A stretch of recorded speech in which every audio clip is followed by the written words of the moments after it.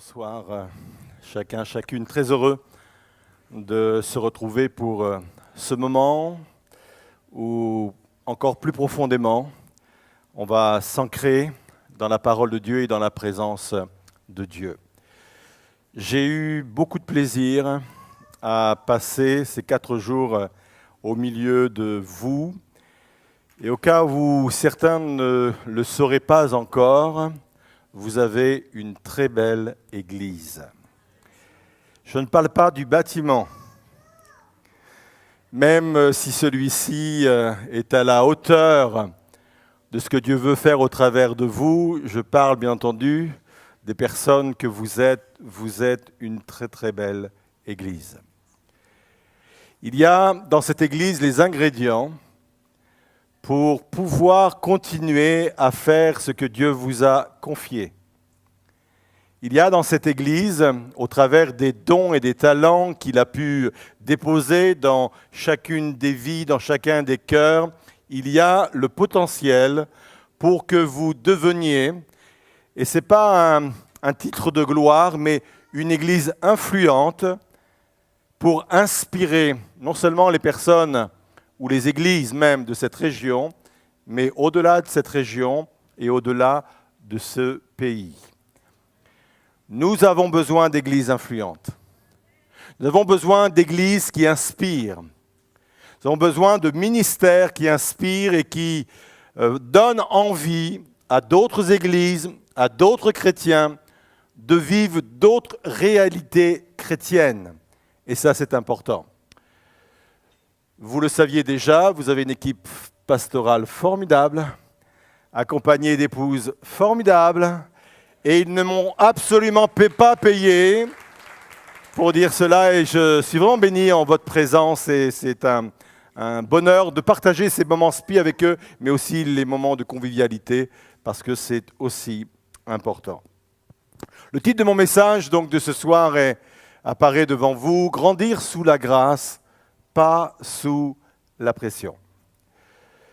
J'avais prévu prêcher autre chose, et puis hier soir, déjà avant de prêcher le message d'hier soir, vous savez, quand vous êtes dans une église, c'est pour ça que j'aime pas trop préparer mes messages à l'avance, je le fais tout de même, parce qu'au fur et à mesure que nous vivons des temps ensemble, il y a des atmosphères spirituelles que Dieu est capable de vous révéler, et c'est là où il faut être sensible, pour correspondre vraiment à la sensibilité spirituelle de l'Église et des besoins également de l'Église.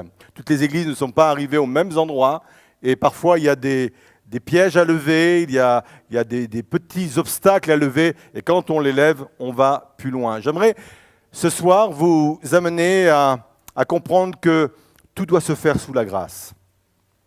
Tout doit se faire sous la couverture de la grâce, grandir sous la grâce, pas sous la pression. Il y a des choses que j'ai mis des années à comprendre et j'ai un simple désir, avec beaucoup d'humilité, c'est essayer de vous faire gagner des années. Les années que j'ai perdues à ne pas comprendre certaines vérités, les années que j'ai perdues dans lesquelles je me suis battu, parfois c'était douloureux. J'aimerais vous faire gagner ces années pour que vous puissiez aller encore bien au-delà de l'endroit où vous êtes arrivé et gagner du temps, ça c'est nécessaire et important. Je voudrais partager avec vous 3 domaines où enlever la pression permet de grandir. Le premier domaine est le suivant, enlever la pression sur notre salut. Le salut est indispensable. Et si quelqu'un ce soir ne l'aurait pas encore vécu, je vous invite à faire cette expérience extraordinaire. C'est une expérience toute simple, à la portée de tous et de toutes. Il suffit de se tourner vers Dieu humblement, simplement, de choisir, de changer de vie, de changer de voie. Et cette vie-là, elle est véritablement extraordinaire. Mais j'ai une question à vous poser. Nous qui sommes sauvés, nous sentons-nous sécurisés dans notre salut? La question n'est pas anodine. Pendant des années, j'ai vécu ma foi, j'ai vécu ma croyance et j'ai même commencé à servir Dieu en doutant régulièrement de mon salut. Or, pour croître, pour se développer, puisque c'est la thématique de ce jeûne et prière, il est indispensable de retirer cette pression du salut. Est-ce que je suis capable de dire comme David pouvait le dire, j'ai mis quelques versets devant vous, « J'ai de la joie dans le cœur à cause de mon salut ». Ne répondez pas trop vite. « L'Éternel est mon salut, de qui aurais-je crainte ? Tu es pour moi un rocher protecteur, une forteresse où je trouve mon salut. » Alors je repose cette question, vous sentez-vous sécurisé dans votre salut ? Certains vont peut-être me répondre ce soir, ça dépend des jours. Ça dépend de ce que je suis en train de faire au moment où j'ai cette question. Ça dépend des saisons dans lesquelles je me trouve. Il y a des saisons où je me sens au sommet et j'ai même l'impression que je suis capable de m'asseoir à la droite de Dieu carrément. Puis il y a des moments où je suis en bas et là, je ne suis plus sûr de rien. Or, je répète, être en paix avec son salut est un élément extrêmement important pour se développer, pour s'épanouir et pour croître. Et là, je voudrais dénoncer une théologie dans laquelle j'ai cru pendant des années. Cette théologie, je l'appelle la théologie du yo-yo. Vous êtes là ?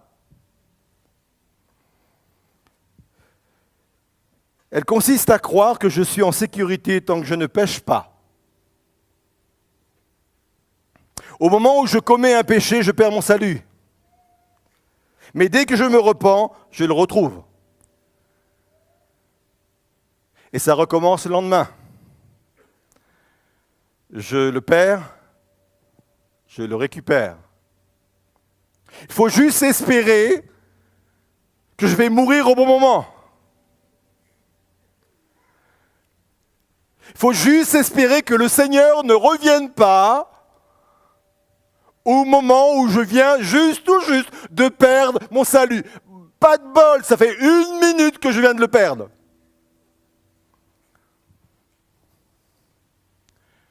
La théologie du yo-yo. Dans quelle théologie je crois? Et c'est vraiment une théologie qui m'a totalement libéré, qui m'a retiré une pression énorme et qui m'a conduit vraiment sous la grâce. Je crois, écoutez bien ceci, qu'un chrétien ne peut pas perdre son salut comme on perd ses clés.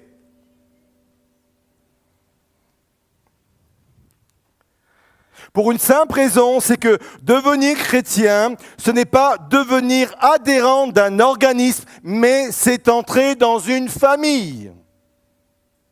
Et la nuance est extrêmement importante. Si je suis adhérent, par exemple, d'une salle de sport, quand on est adhérent d'un club, on est confronté à des règles et je peux perdre mon statut de membre, ma qualité de membre, si par exemple, je n'observe pas certaines règles. C'est le principe même de toute adhésion ou de tout adhérent à un organisme quel qu'il soit. Devenir chrétien, c'est entrer dans une famille. Et le lien est beaucoup plus fort. Je ne perds pas ma place dans ma famille si un soir j'oublie de sortir les poubelles.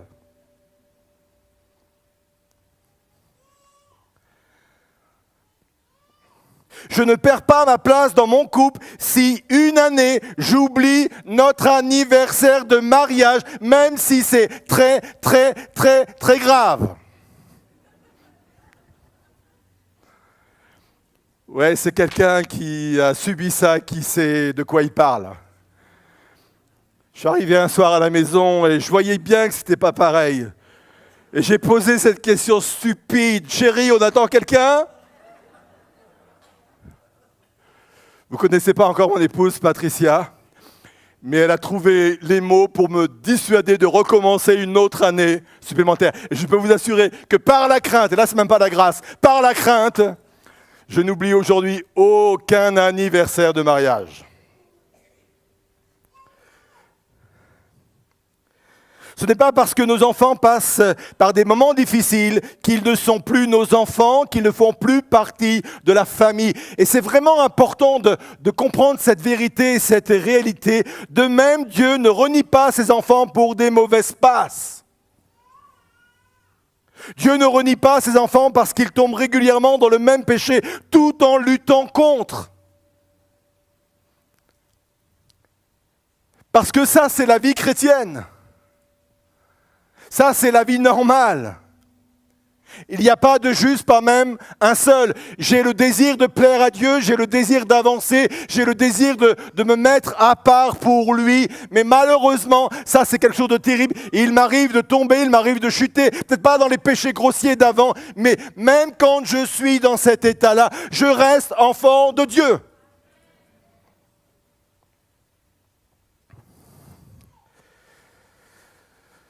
C'est important, parce que c'est une pression que je retire de dessus de ma vie.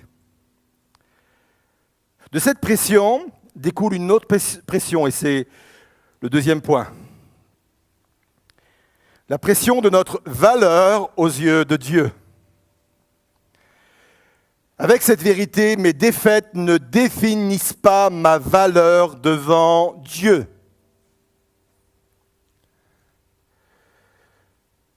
Pourtant, il y a des textes dans les Écritures qui sembleraient affirmer le contraire. Je vais en prendre un. 1 Jean 3, verset 9, il est dit ceci, et vous pourriez me le poser en disant, pasteur, comment pouvez-vous argumenter face à ce verset par rapport à ce que vous venez de dire?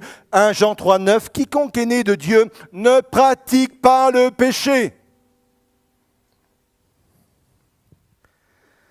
Parce que la semence de Dieu demeure en lui. Il ne peut pécher parce qu'il est né de Dieu. Donc, si je comprends bien, si je pêche, je ne suis plus enfant de Dieu, je perds donc sa faveur, je n'ai plus la même valeur à ses yeux et je suis exclu de la famille. Si je comprends bien ce texte.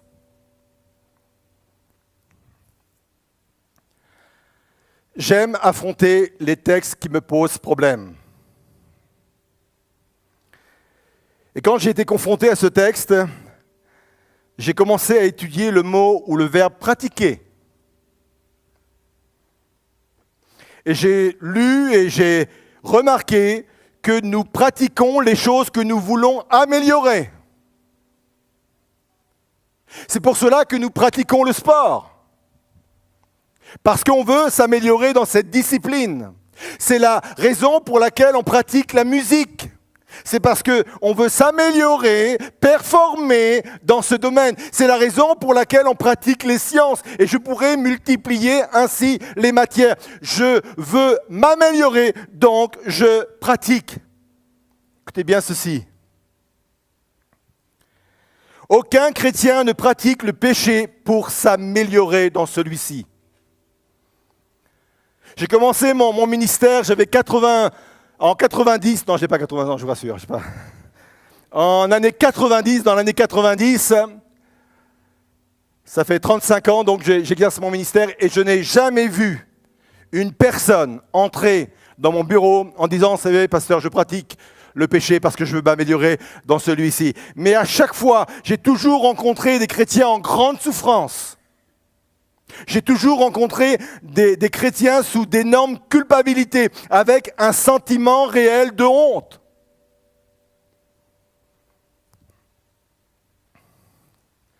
Et je parle bien entendu de croyants qui comprennent parfaitement que la grâce n'est pas donnée pour un prétexte pour pécher, mais comme une puissance pour vaincre le péché.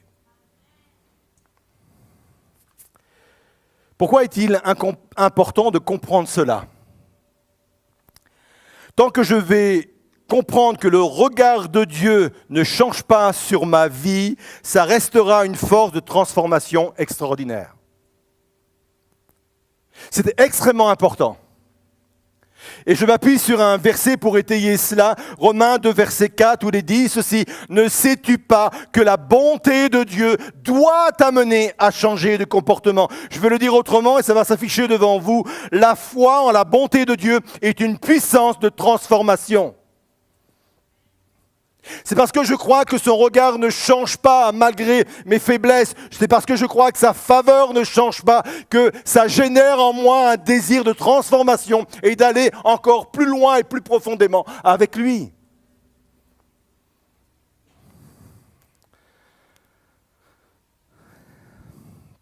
C'est ce qui a fait que le fils prodigue est retourné vers son père. Il croyait que son père était prêt à l'accueillir. Malgré ce qu'il avait fait, malgré les horribles choses qu'il avait faites, il croyait vraiment que son père avait gardé sur sa vie un regard favorable. C'est pour cela qu'à un moment donné, il est descendu au fond de lui-même, il a vécu une repentance, il a assumé son péché, et il est retourné vers son père. Et le comportement du père est extraordinaire. Moi, j'aime cette parabole du fils prodigue parce que Dieu se met lui-même en scène. Je pense que quand Dieu a écrit ce scénario, quand il a écrit cette parabole, il a dit, moi, je choisis mon rôle. Je vais être le Père. Et le Père, il est extraordinaire. Le Père, il est vraiment extraordinaire parce que quand on le voit là, on s'imagine que tous les jours, il est sur le seuil de la porte, il regarde, il espère voir son fils revenir. Et à un moment donné, il voit au loin une silhouette et il n'attend pas que cette silhouette s'approche. Il est convaincu que c'est son fils et quand il voit son fils, il sort de la maison et la Bible nous dit qu'il court, littéralement, il court vers lui pour aller l'accueillir.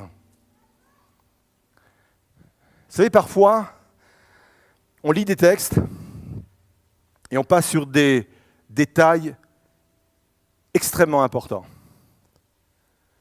Il y a une anomalie dans cette histoire par rapport au contexte de l'époque.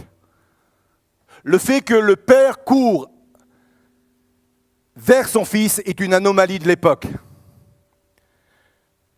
Dans le contexte et dans la culture de l'époque, les personnes d'un certain âge ne couraient pas. Ce n'était pas à la hauteur de leur rang, ce n'était pas digne de leur âge, ce n'était pas digne de leur état d'homme ou de femme, parce que les hommes d'un certain âge avaient une certaine stature et généralement ça fait partie du respect. Ils se déplaçaient dans la rue en marchant doucement. Et ce jour-là, il court pour aller vers son fils. Pourquoi ?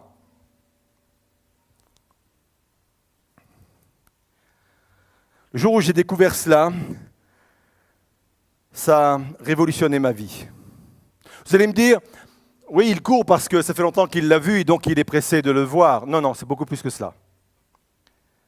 Le fils avait mis sur la maison de son père l'opprobre, la honte. Et selon la loi, il devait être lapidé. La loi dans le livre du Deutéronome. Il y a un texte très précis. Il y avait sur la vie de ce jeune homme un décret de mort. Et quand je comprends que c'est une anomalie de courir en tant que père, et quand je comprends qu'il y avait ce décret de mort sur la vie de ce fils, je comprends maintenant pourquoi il court. Il se dit, il faut que j'arrive auprès de mon fils avant les gens du village. Parce que si les gens de village arrivent avant moi, ils vont prendre des pierres et ils vont le tuer. Ils vont accomplir la loi. Mais moi, si j'arrive avant, je vais pouvoir l'entourer comme cela. Et l'entourant comme cela, ils n'oseront pas jeter des pierres. Je ne sais pas à quelle image tu as de Dieu. Peut-être que tu as envie qu'on te jette des pierres parce que tu te dis, mais c'est ce que je mérite. Et vous savez, parfois, on est dans l'autodestruction à cause de cela. J'aimerais que tu retires de ta vie cette pression d'un regard défavorable de Dieu sur ta vie. Ça a révolutionné ma vie, ça a révolutionné même ma sanctification intérieure, mon désir de lui plaire. Ça a bousculé des choses profondes en moi. Depuis ce jour-là, j'ai compris, je veux plaire à Dieu. Je fais tout ce qui est en ma possession pour plaire à Dieu. Je sais que j'ai des défaillances, mais malgré cela, je sais que le regard de Dieu ne change pas sur ma vie. La faveur de Dieu ne change pas sur ma vie. Et quand je comprends cela, c'est une puissance de transformation pour moi. On peut acclamer cette vérité ?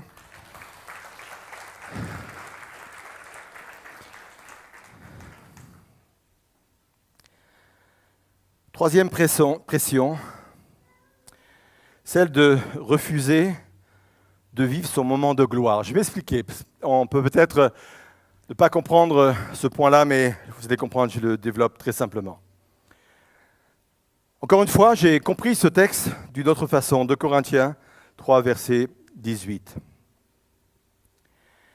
Nous tous, dont le visage découvert reflète la gloire du Seigneur, nous sommes transformés en la même image de gloire en gloire par l'Esprit du Seigneur. J'ai lu des centaines de fois ce verset, et puis un jour dans ma méditation personnelle, il y a un élément qui est sorti, qui s'est jeté à mon visage, et c'était devenu comme une évidence à comprendre. La Bible dit que nous sommes transformés de gloire en gloire. Ça veut dire que chaque étape de ma transformation est une gloire à vivre.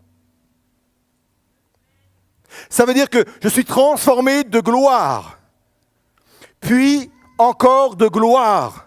Et encore de gloire, et encore de gloire. La gloire que je suis en train de vivre aujourd'hui n'est plus la même que la gloire d'hier. Elle n'est pas encore celle de demain, et peut-être, si le Seigneur tarde, de la semaine prochaine. Mais je suis transformé de gloire en gloire en gloire, et j'assume et je profite pleinement de mon temps de gloire.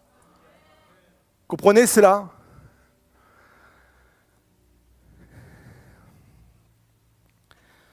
Je ne suis pas encore ce que je devrais être, mais je ne suis plus ce que j'étais auparavant. Et je veux vraiment apprendre à profiter pleinement de ce moment de gloire dans lequel je suis en ce moment.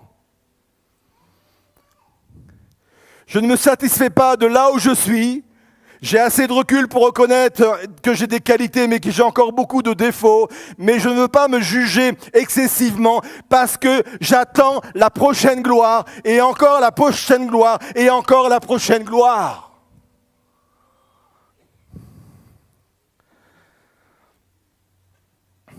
Je vais vous faire un aveu. J'aime le Daniel Potier que je suis en train de devenir. Pourquoi je vous dis cela ? Parce que je pars de très loin. J'ai mis quelques minutes à accepter Jésus. Je m'en souviens, c'était dans ma chambre d'ado. Je me suis mis à genoux, au pied de mon lit. Et là, j'ai cédé, je me suis effondré et j'ai vraiment donné ma vie au Seigneur. Et ça a pris quelques minutes. Ça m'a pris quelques minutes d'accepter Jésus dans ma vie. Ça m'a pris des dizaines d'années à m'accepter moi-même.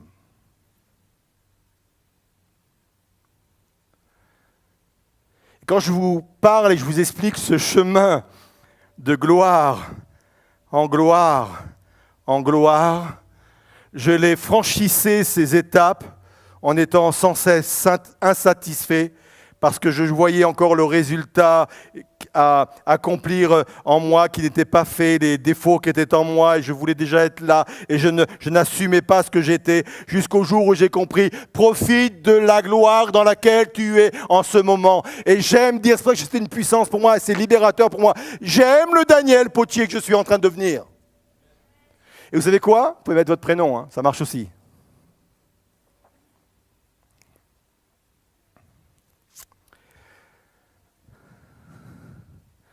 J'aime même mon tempérament, c'est pour dire. J'aime même mon humour, c'est pour vous dire. Je m'aime. Trop de gens n'aiment pas ce qu'ils sont. J'ai rencontré tellement de personnes qui sont très, très critiques et sévères envers eux-mêmes.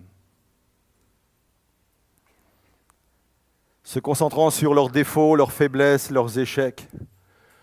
Or, la Bible donne cette vérité, toute maison divisée contre elle-même ne peut subsister. Et la maison est l'une des images de qui nous sommes. La Bible va le dire, hein, nous sommes le temple du Saint-Esprit. Toute maison divisée contre elle-même ne peut pas subsister. Change ton regard sur toi-même et profite de ton moment de gloire. Il y a du chemin à parcourir, il y a du chemin de parcouru. Profite de ce moment de gloire. Et c'est à partir du moment où je vais profiter de mon moment de gloire, que je vais m'épanouir encore dans mon moment de gloire, que je vais croire dans mon moment de gloire et je vais pouvoir passer à l'étape suivante. Je vais conclure avec cela. Mais restez encore avec moi, ne vous laissez pas distraire, j'ai plusieurs points dans cette conclusion. J'en ai parlé il y a quelques jours de cela. Une des clés pour retirer toutes ces pressions que je viens d'expliquer, c'est d'être authentique devant Dieu. S'il y a une leçon à retirer de tous ces partages depuis dimanche matin et de toutes ces soirées, c'est bien celle-ci, c'est une clé importante, être authentique devant Dieu. Il y a une femme qui m'impressionne dans la parole de Dieu, c'est la femme que l'on appelle la femme samaritaine. Je ne sais pas vous, mais cette femme, elle me touche profondément. Quand je lis ce texte, je la sens remplie de souffrance. J'ai l'impression qu'on ne peut même pas la toucher tellement elle souffre. Elle n'aime pas l'image qu'elle renvoie. Elle n'aime pas ce qu'elle est devenue. Elle n'est pas réconciliée avec son passé. Elle a eu de multiples échecs. 5 maris. Et là, elle fait une autre tentative. Et je la sens profondément détruite intérieurement. Elle ne supporte tellement plus l'image qu'elle renvoie qu'elle refuse d'aller avec les femmes aux heures habituelles pour chercher de l'eau. Vous savez, le puits de l'époque, c'était le réseau social de l'époque. C'était l'endroit où on passait toutes les nouvelles. C'est l'endroit où on prenait connaissance de la santé des familles, de ce qui se passait dans le village, de ce qui se passait ailleurs. Et cette femme, pendant un moment donné, a décidé de se couper de cela parce qu'elle refusait l'image qu'elle renvoyait d'elle-même. Elle souffrait de l'image qu'elle renvoyait d'elle-même. Et alors qu'un midi, elle se retrouve au pied de ce puits, se pensant seule, un homme arrive. Ça tombe bien, un étranger. Je me dis en moi-même qu'elle a dû se dire, bon, à ses yeux, je peux passer sans aucun problème pour la femme que j'aimerais être, puisque c'est un étranger. Il n'a aucune donnée pour me juger, aucun élément pour dire qui je suis réellement. Enfin, devant quelqu'un étranger au village, parce que dans le village, tout le monde me connaît, enfin quelqu'un qui va m'apprécier comme celle que je voudrais être. Pas de chance. Elle a affaire à Jésus. Jésus va dévoiler sa vie. Et il va donner une clé extraordinaire qui va révolutionner sa vie. Jean 4, verset 23. Écoutez bien ceci. Mais l'heure vient, et elle est déjà là, où les vrais adorateurs adoreront le Père par l'Esprit et en vérité. Car le Père recherche des hommes, des personnes, hommes dans le sens générique, qu'il adore ainsi. Et là, je comprends une autre dimension. L'adoration n'est pas uniquement une question de chant. L'adoration n'est pas uniquement une question de musique, une question de louange. L'adoration consiste à se retrouver dans la présence de Dieu et de ne pas craindre d'être transparent et vulnérable à propos de ce que je suis, en esprit et en vérité.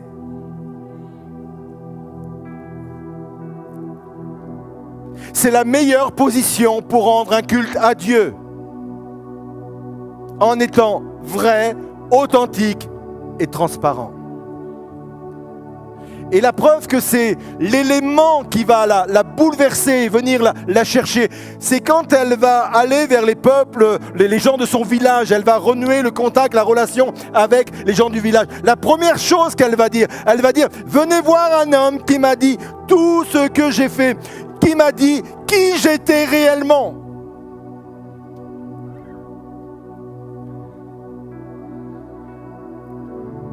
Elle se cachait du regard des autres, et là elle est en face de quelqu'un qui lui dit ce qu'elle est réellement, et le fait qu'elle accepte que quelqu'un lui dise ce qu'elle est réellement a un effet libérateur dans sa vie. Tu veux te retirer de la pression sur le salut, la sécurité par rapport au salut. Tu veux te retirer de la pression par rapport au fait que Dieu est-il favorable à ton égard? A-t-il un regard favorable sur tes yeux? Veux-tu retirer de la pression par rapport au fait que, effectivement, je veux profiter pleinement de ma gloire? Il y a une clé extraordinaire. Sois transparent. C'est une preuve de maturité extraordinaire. On parle de croissance depuis dimanche. C'est une preuve de maturité extraordinaire. Je vais mettre devant vous cette citation. Brené Brown, qui est une oratrice à succès. Elle fait des conférences dans le monde entier et beaucoup aux États-Unis. Elle a dit ceci: l'authenticité est une pratique quotidienne qui consiste à laisser tomber celui que nous imaginons devoir être, et d'embrasser celui que nous sommes vraiment. C'est libérateur. C'est libérateur quand on ne joue plus un rôle. C'est libérateur quand je ne joue plus être un chrétien. C'est libérateur quand je ne joue plus être un pasteur. C'est libérateur quand je ne joue plus être un bon mari. C'est libérateur quand je ne joue plus être un bon frère à l'égard de mes frères et sœurs. C'est libérateur quand je suis enfin authentique devant Dieu et dans la présence de Dieu. C'est libérateur. Et c'est à partir du moment où je passe de la pression à la grâce. C'est à partir de ce moment-là où je baigne, je suis couvé par la grâce. Je suis couvert par la grâce. Et étant couvert par la grâce, je peux enfin éclore, je peux enfin m'épanouir, je peux enfin m'élever. Mes racines sont solides, je peux avancer dans la destinée que Dieu a prévue pour chacune de ma vie, de nos vies. Ça paraît simple? Mais moi, j'ai mis des années à comprendre cela. J'ai perdu beaucoup de temps. J'ai pris des coups. Je me suis donné des coups. J'ai raté des rendez-vous parce que je ne me sentais pas assez digne pour cela. J'ai raté certaines dimensions parce que je ne voulais pas profiter de la gloire de mon moment parce que je ne me trouvais pas encore assez bien dans la gloire du moment et j'enviais la gloire des autres. Il faut se libérer de cela. Passez de la pression à la grâce. Sortez de la pression et de la grâce. Je vous invite à vous lever à votre place. Je voudrais qu'on puisse rester en communion ensemble. Je me sens en communion avec vous ce soir. Je me sens en communion avec vous. S'il vous plaît, ne me voyez pas comme un prédicateur sur le haut de l'estrade, mais je veux être en communion avec vous. En vous disant tout ce que je viens de vous dire, c'est aussi pour moi un moyen d'être authentique devant vous, être vrai, être transparent devant vous. Parce que je sais que la grâce passe par la transparence devant Dieu.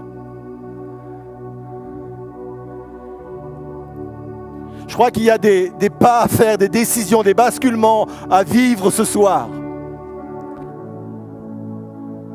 Je pense qu'il y a des intelligences qui doivent être éclairées. La Bible parle du renouvellement de l'intelligence. Je pense qu'il y a des hommes et des femmes qui sont bloqués dans des endroits, qui sont bloqués même dans des gloires, qui sont déjà dépassés, alors qu'ils auraient dû passer de gloire en une autre gloire, en une autre gloire. Ils sont bloqués à un certain niveau de gloire, parce que dans leur intelligence spirituelle, quelque chose n'a pas basculé. Alors je proclame sur cet auditoire, je proclame sur vos vies ce soir que des basculements spirituels et intellectuels sur le plan spirituel prennent place. On l'a chanté, le Saint-Esprit est là. Et la Bible nous dit que le Saint-Esprit est celui qui nous conduit dans toute la vérité. C'est l'esprit de révélation. Là où tu mettais tes efforts humains, là où tu te battais avec tes propres bras, avec tes propres forces, avec une pression terrible à porter, Christ est celui qui te libère ce soir de cette pression. Il te conduit dans un mouvement de grâce.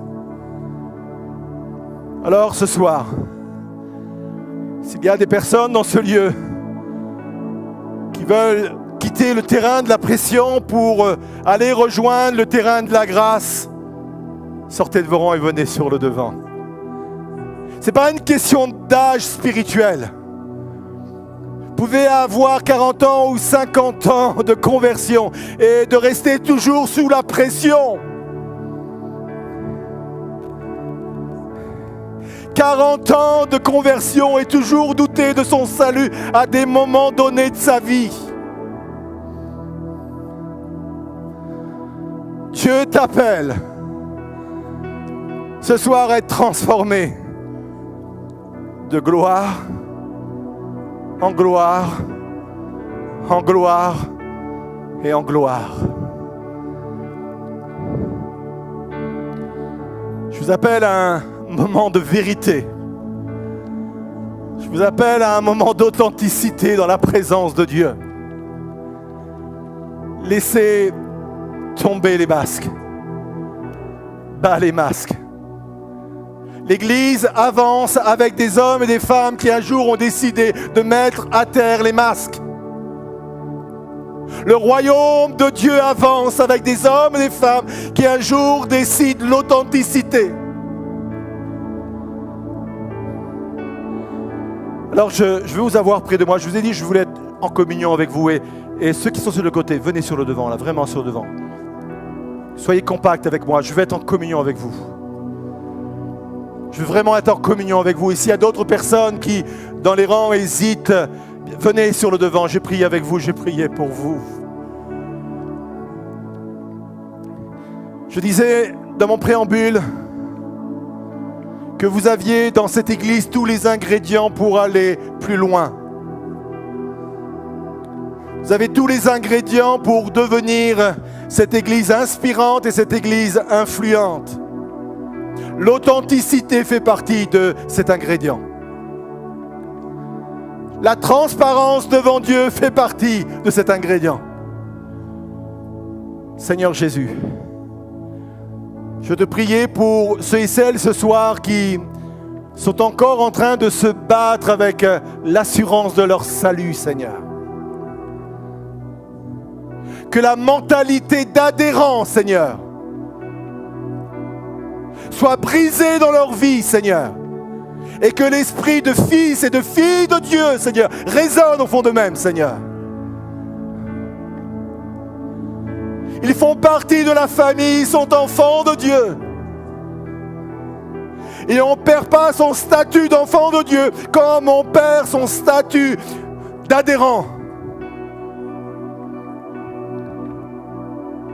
Que l'Esprit de Dieu crie en eux, Abba Père. Que l'Esprit de Dieu résonne, l'Esprit du Fils en eux, Seigneur. Que plus jamais ils ne doutent de l'authenticité de leur salut, de leur relation avec toi, Seigneur. Que leur regard change sur ton propre regard, Seigneur. Tu es celui qui est capable de bousculer les codes, comme l'a fait le Père prodigue. Tu casses les codes pour courir à leur rencontre et les entourer de ta grâce, les entourer de tes bras.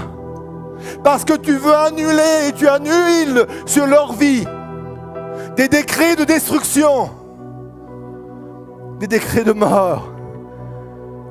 Seigneur, sois des personnes qui soient en paix maintenant, avec le moment de gloire dans lequel ils se trouvent, Seigneur. Qu'ils ne se satisfassent pas de ce moment de gloire, qu'ils aspirent à d'autres gloires, mais qu'ils s'épanouissent, qu'ils soient heureux et qu'ils vivent pleinement leur moment de gloire en attendant de passer à un autre moment de gloire, Seigneur. Libère cela dans leur vie et libère cela dans leur esprit, Seigneur. Alors oui, Seigneur, ta grâce repose sur leur vie. Seigneur, qu'une pression spirituelle s'élève tel un voile, tel un drap qui est ôté, Seigneur. Seigneur, que sur ces personnes ce soir, comme un drap qui s'envole, qu'une pression spirituelle s'envole et qu'il y ait des hommes et des femmes parfaitement libres en Christ, libres dans la grâce de Christ. On va rester dans le recueillement. Vous pouvez rester sur le devant. Et je voudrais poursuivre cette prière avec la prière du chant. Ce chant que vous connaissez maintenant, qui est là depuis dimanche. Il faut vous approprier, il faut nous approprier ces paroles comme quelque chose que nous voulons vivre maintenant, ou nous voulons laisser le Saint-Esprit agir puissamment maintenant dans nos vies, accomplissant la transformation dont nous avons besoin. On vit cette réalité ensemble?